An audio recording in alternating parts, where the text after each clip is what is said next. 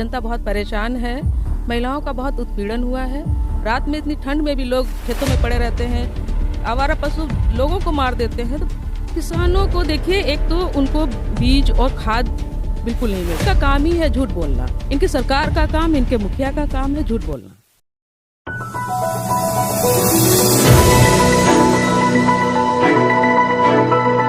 नमस्कार दोस्तों, मैं हूं अनिल मिश्रा। आप देख रहे हैं सिटी टाइम्स। आज हम बात करेंगे राजनीतिक चर्चा। समाजवादी पार्टी के कद्दावर नेता रहे स्वर्गीय राममूर्ति सिंह वर्मा की पुत्र वधू अर्चना वर्मा जी, जो जिला पंचायत अध्यक्ष भी रह चुकी हैं, वे हाल ही में समाजवादी महिला सभा की राष्ट्रीय सचिव बनाई गई हैं। अर्चना जी, पहले आपको बहुत बहुत बधाई। धन्यवाद।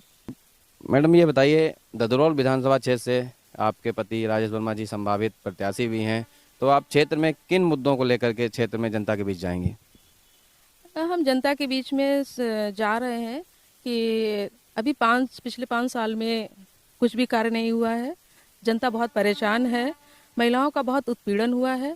कोई भी कानून व्यवस्था बिल्कुल ध्वस्त है। भारतीय जनता पार्टी ने कानून को अपने हाथ में ले रखा है। लोकतंत्र बिल्कुल उन्होंने गला घोट दिया है। भ्रष्टाचार चरम सीमा पर है और लूटपाट गुंडागर्दी भी बहुत ज़्यादा बढ़ गई है। महिलाओं पे बलात्कार के केस इतने हो रहे हैं। अभी देखिए, हाथरस की बेटी को रात में जला दिया गया, जो कि ये लोग कहते हैं कि हम हिंदुत्व की पार्टी है। हिंदुत्व में कभी रात में हम लोगों के हिंदू संस्कार में कभी रात में दाह संस्कार नहीं किया जाता है, लेकिन इन लोगों ने तो हिंदुत्व को भी, संस्कारों को ही मार दिया है। तो ये सब चीज़ें, जनता बहुत परेशान है। आवारा पशुओं की बहुत ज़्यादा क्षेत्र में परेशानी है। रात में इतनी ठंड में भी लोग खेतों में पड़े रहते हैं। आवारा पशु लोगों को मार देते हैं। तो बहुत बड़ी समस्या है। लोग त्राही त्राही कर रहे हैं। ऐसा इससे पहले कभी नहीं हुआ। समाजवादी पार्टी इससे पहले 5 साल 12 से 17 तक रही। लोग बहुत खुशहाल थे। आप क्षेत्र में जाती हैं तो जनता को किन किन समस्याओं से सामना करना पड़ता है? लोग आपको बताते होंगे भी।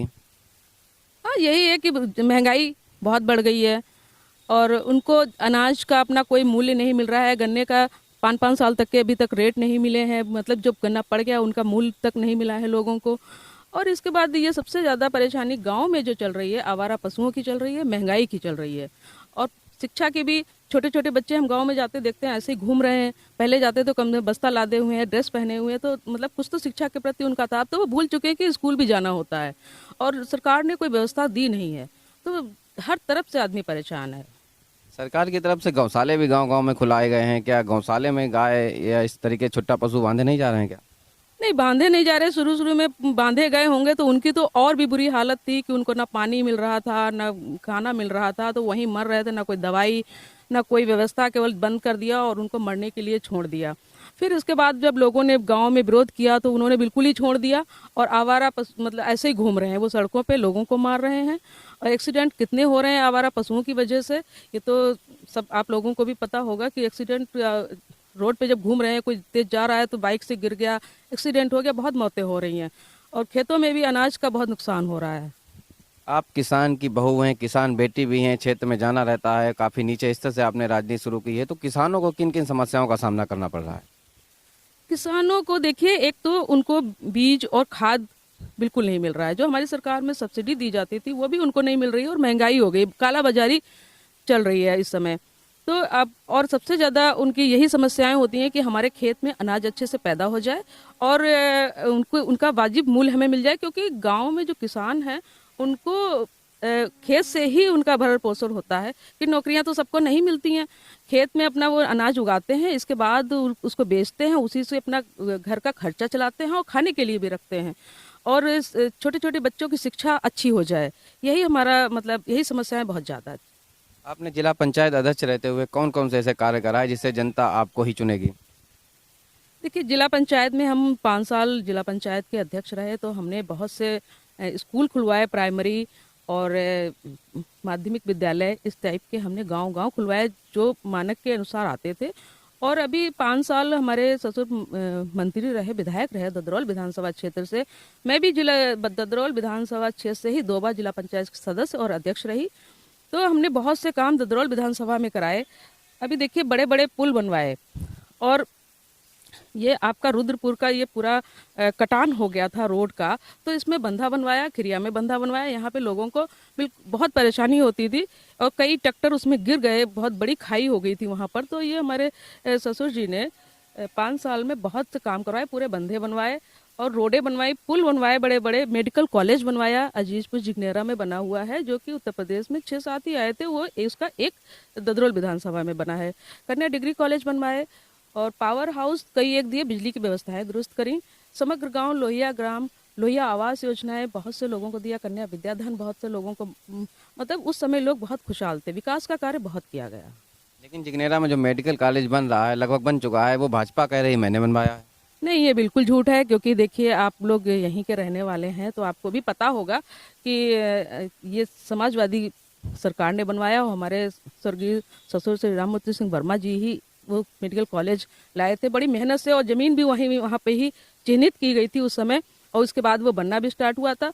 बीजेपी का तो काम ही एक है कि वो सारी जो समाजवादी पार्टी की सरकार में जो हमारे माननीय अखिलेश जी ने जो योजनाएं बनाई थी, जो उनका प्रस्तावित काम थे, वो अपने काम बता रही है। यहाँ के विधायक भी एक दिन हम सुन रहे थे कि वो जो हमारे ससुर जी ने पुल और पुलियां और सड़कें बनवाई, वो कह रहे थे ये हमने बनवाई। तो इनका काम ही है झूठ बोलना, इनकी सरकार का काम, इनके मुखिया का काम है झूठ बोलना।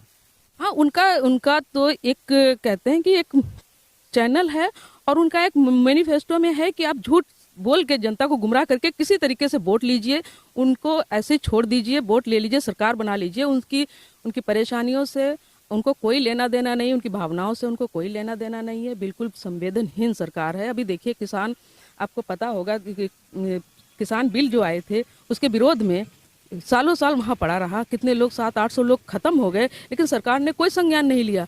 संज्ञान कब लिया? जब ये आपका गोरखपुर एक्सप्रेस वे जो था वहाँ पर, जब हमारे गंगा गंगा एक्सप्रेस वे नहीं, गोरखपुर से वो जो वाला एक्सप्रेस वे बना है, वहाँ पर अपना बता रहे थे ये। तो हमारे जब राष्ट्रीय अध्यक्ष जी वहाँ पर गए, तो वहाँ पर जब इतनी भीड़ उन्होंने देखी, उनकी जब रथ यात्राएं, विजय रथ यात्राएं जो हो रही हैं, लाखों लाखों की भीड़ जो उनके बिना बुलाए आ रही है, तो उनके पैर उखड़ गए। तब इन्होंने तुरंत काले कानून वापस ले लिए, जो 3 किसान बिल बनाए थे। उससे पहले इन्होंने, और वो भी कि हमने वापस ले लिए, क्यों ले लिए, इससे पहले आपने क्यों नहीं लिए? क्योंकि आप केवल वोट लेना जानते हैं कि वोट की राजनीति करते हैं, इंसान की राजनीति नहीं करते हैं। इंसानियत इनके खत्म हो चुकी है। आपके ससुर जी स्वर्गीय राममूर्ति वर्मा जी किसान नेता के साथ साथ सर्व समाज के नेता रहे हैं, तो उनके को आपको क्या असर मिल रहा है? आप जब ददौरा विधानसभा क्षेत्र में आते हैं तो जनता के द्वारा आपको क्या आशीर्वाद मिल रहा है? सर्व समाज का लोग हमारे साथ हैं, उनका आशीर्वाद है, उनको उनको संवेदन है कि जैसे, और वो प्यार और मोहब्बत भी देते हैं, क्योंकि हम लोग सबका सम्मान करते हैं, सबका विकास करते हैं, ना क्षेत्र पूछते हैं और ना कोई जाति पूछते हैं। सभी जातियों का, सभी क्षेत्र के कोई भी हमारे पास आता है, वही जो हमारे संस्कार हमारे ससुर जी ने हम लोगों को दिए, वही संस्कार हमारे हैं। जैसा उन्होंने काम किया वैसे ही काम हम लोग भी करेंगे और वही तरीके से करते हैं, इसलिए जनता का प्यार हमें और समर्थन अपूर्व मिल रहा है। अगर आप विधायक बन जाती हैं तो आप ऐसे कौन से कार्य करेंगी जिससे सीधे जनता को लाभ हो? सारे विकास के कार्य जो जनता चाहेगी। हमारी पार्टी जो है समाजवादी पार्टी, किसानों की पार्टी है, गरीबों की पार्टी है, उनके लिए योजनाएं बनाती है। अभी देखिए हमारे राष्ट्रीय अध्यक्ष जी ने घोषणाएं की हैं कि जो ये अभी कह रहे हैं कि गल्ला हम देंगे केवल मार्च तक, हमारी सरकार जब आएगी तो ये गल्ला पूरे 5 साल दिया जाएगा। और इसके बाद सिंचाई के लिए देखिए फ्री कर दिया है ट्यूबवेल पे, जो पहले सरकारी उन पे होता था, अब जो उनके प्राइवेट भी हैं उन पे भी सिंचाई का बिल नहीं पड़ेगा। 300 यूनिट घरेलू बिजली वो भी माफ कर देंगे। और ये सारी योजनाएं जो है किसानों से जितनी भी समस्याएं हैं उनकी अपने दैनिक और उनकी अपने जीविका चलाने के लिए वह सारी समस्याओं का समाधान किया जाएगा। अगर आपकी सरकार बनती है तो सरकार बनने के बाद आप विधायक बनती हैं, आपकी सत्ता में सरकार आ जाती है, तो उसके बाद ऐसी कौन सी आप मुख्यमंत्री के सामने डिमांड रखेंगी? जनता के लिए ऐसी कौन सी सौगात, शाहजहाँपुर जिला और ददौरा विधानसभा के लिए ऐसी कौन सी सौगात लाएंगी जो जिससे जनता को यहाँ लाभ हो सके? कुछ रोडें हैं और शिक्षा का क्षेत्र और अच्छा करेंगे। कुछ डिग्री कॉलेज खुलवाएंगे जिससे कि लोगों को दूर दूर ना जाना पड़े। और जो पुल 1-2 जो मतलब हमारे ससुर जी ने भी चिन्हित कर रखे थे, वो 1-2 पुल हैं बड़े बड़े, उनको बनवाएंगे। ददरौल विधानसभा क्षेत्र में महिलाओं के लिए कोई डिग्री कॉलेज नहीं है। हाँ, उसका प्रयास किया करेंगे कि महिला डिग्री कॉलेज हो जाए और लड़कियों को सुविधा पढ़ने में हो जाए, जिससे कि उनको इधर उधर भागना ना पड़े, रेगुलर क्लासेस जाएं और अपनी शिक्षा को बेहतर करें, नौकरी पाएं। बहुत बहुत धन्यवाद आपका। Thank you.